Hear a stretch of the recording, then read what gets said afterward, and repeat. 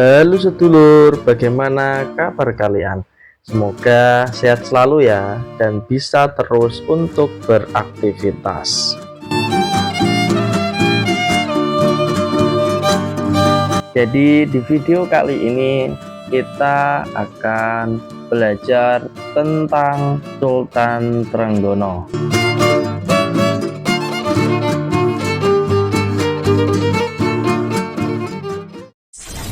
Sultan Demak ketiga, Sultan Trenggono.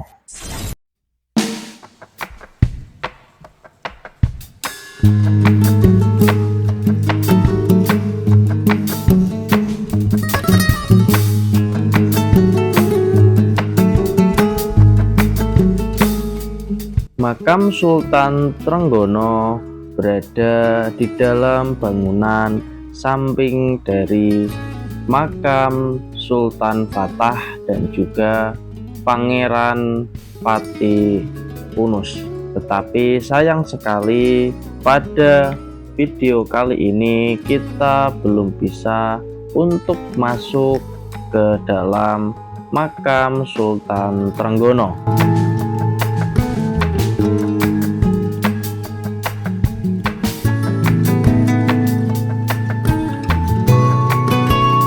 Sultan Trenggono merupakan salah satu dari Kesultanan Demak, lebih tepatnya yaitu Sultan ketiga dari Kesultanan Demak. Dalam catatan sejarah, Sultan Trenggono berhasil membawa Kesultanan Demak ke masa kejayaan. Sultan Trenggono memiliki sejumlah prestasi hingga berhasil melumpuhkan Portugis karena kecerdasan taktik dari seorang Sultan Trenggono. Kesultanan Demak adalah kerajaan Islam pertama di tanah Jawa yang didirikan oleh Raden Fatah.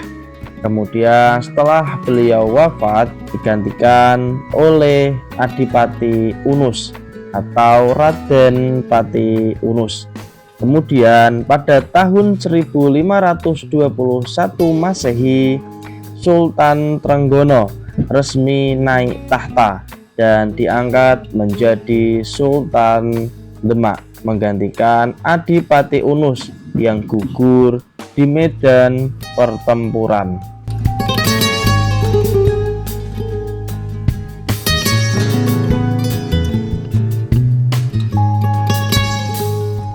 Sultan Trenggono merupakan cucu dari Raden Rahmat atau yang biasa kita kenal dengan Sunan Ampel, dan juga merupakan putra dari Raden Fatah, yaitu Sultan pertama Kesultanan Demak.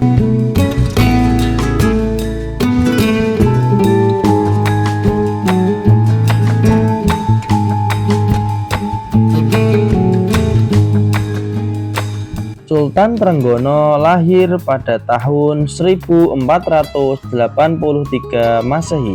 Sultan Trenggono juga mempunyai nama panggilan yang lain, yaitu ada beberapa. Pertama, Tungkalo. Yang kedua, Kimas Palembang. Yang ketiga, Paterodin Junior. Nama Paterodin Junior ini adalah sebutan orang-orang Portugis untuk Sultan Trenggono. Dan yang terakhir adalah Maulana Trenggono.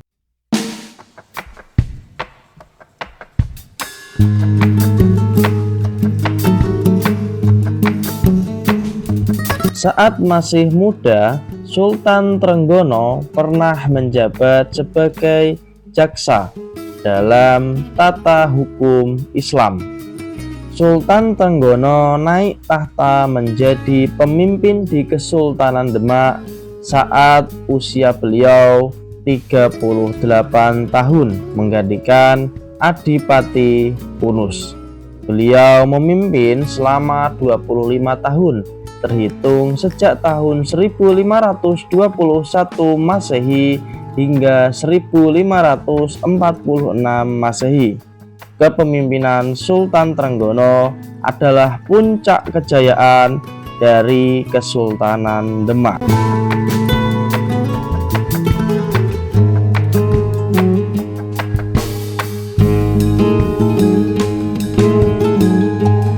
Dan setelah menikah, Sultan Trenggono mempunyai 4 keturunan, 2 putra dan 2 putri, di mana putra-putra dari Sultan Trenggono dididik dengan siasat perang, sedangkan putri-putrinya ia nikahkan dengan putra mahkota raja.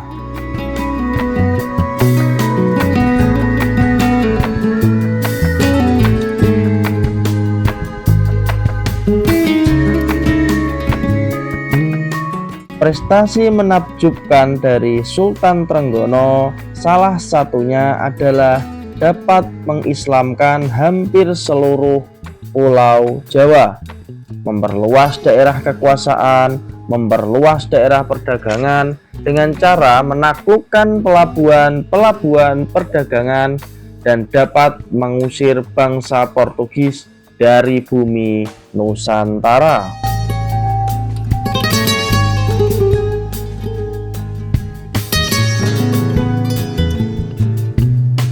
Pada masa kepemimpinan Sultan Trenggono, Wali Songo juga ikut berperan banyak untuk Kesultanan Demak. Wali Songo turut membantu dan melancarkan jalannya roda pemerintahan.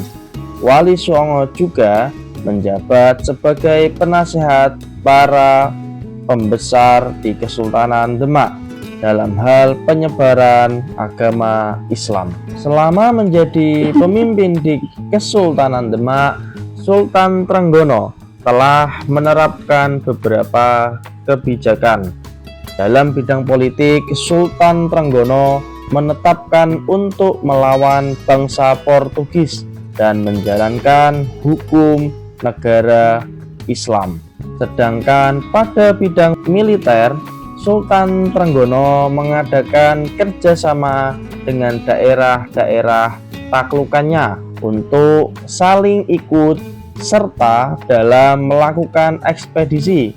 Kemudian beliau melakukan sayembara untuk rakyatnya yang hendak menjadi angkatan perang Kesultanan Demak. Pada bidang keagamaan, beliau bersama dengan Wali Songo melakukan penyebaran agama Islam ke seluruh pulau Jawa. Sultan Trenggono memberikan kebebasan bagi Wali Songo untuk menyebarkan agama Islam.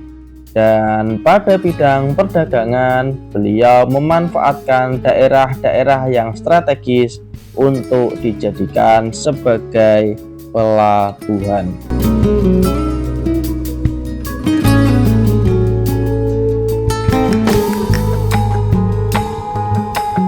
Pada masa pemerintahan Sultan Trenggono, Portugis berniat mendirikan benteng dan kantor di Sunda Kelapa.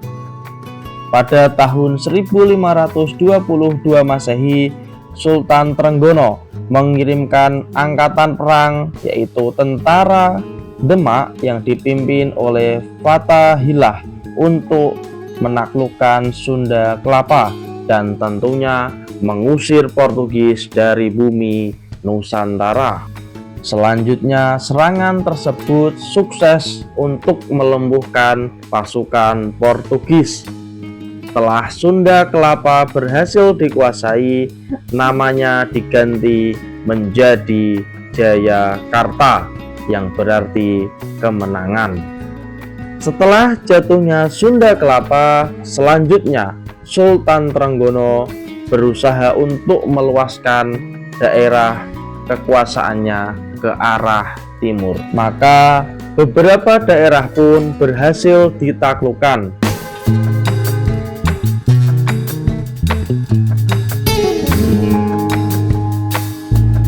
Pada tahun 1546 Masehi, hal tak terduga yang tak diinginkan terjadi, di mana Sultan Trenggono meninggal.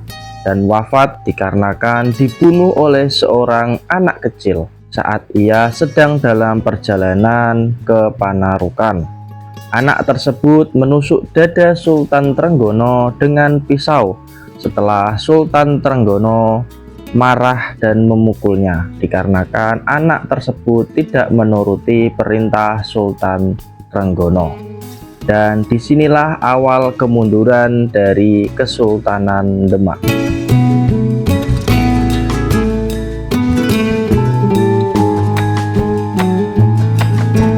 Dan dari sinilah Kesultanan Demak mulai gonjang-ganjing.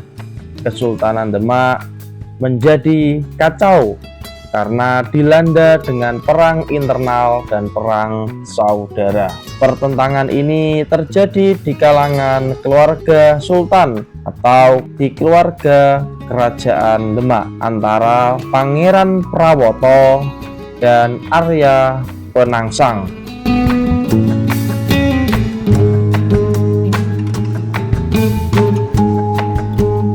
Titik poin yang saya dapatkan adalah ketika pemerintahan itu, yaitu Kesultanan Demak, akan penyebaran agama Islam di tanah Jawa yang dilakukan oleh Wali Songo, maka penyebaran agama Islam semakin lancar karena didukung oleh pemerintahan yang berkuasa pada saat itu. Jadi Kesultanan Demak sangat-sangat berpengaruh penting untuk para Wali Songo bisa menyebarkan agama Islam khususnya di tanah Jawa.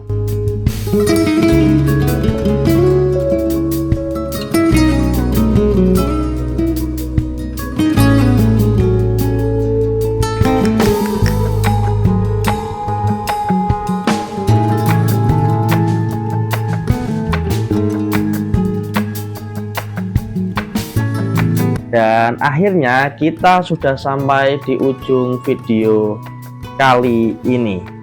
Buat kalian yang sudah menonton, sudah subscribe, saya ucapkan terima kasih banyak.